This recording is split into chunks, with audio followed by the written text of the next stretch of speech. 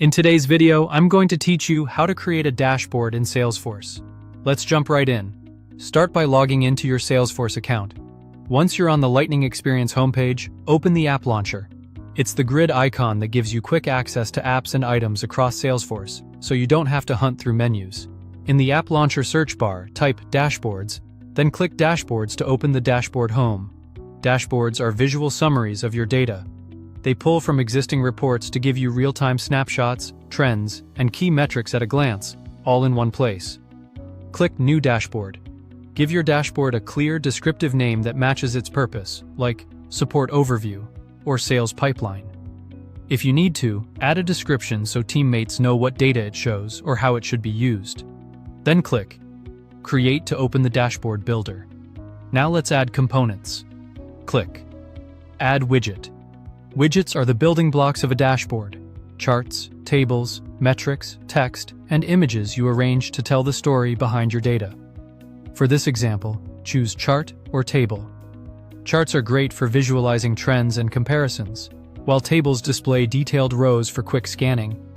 Select the Open Cases for Accounts report as your data source and click Select. To keep things consistent, enable Use Table Settings from Report. This carries over the report's columns, sorting, and filters, so the table looks exactly like the source report without extra setup. Click Add to place it on the canvas. Let's add context. Click Add Widget again, and choose Text.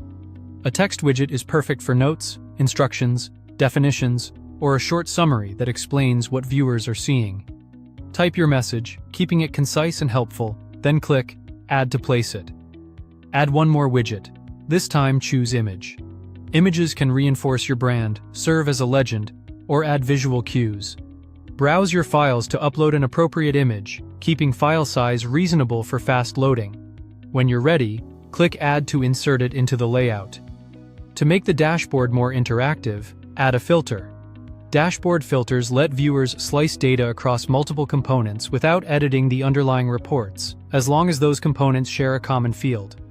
Select industry for this example.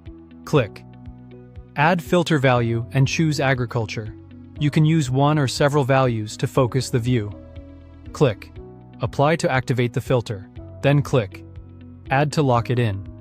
When everything looks good, click Save. Your dashboard can now be used to monitor KPIs, track open cases, apply filters for quick insights, and share a single source of truth with your team. Thanks for watching and subscribe for more.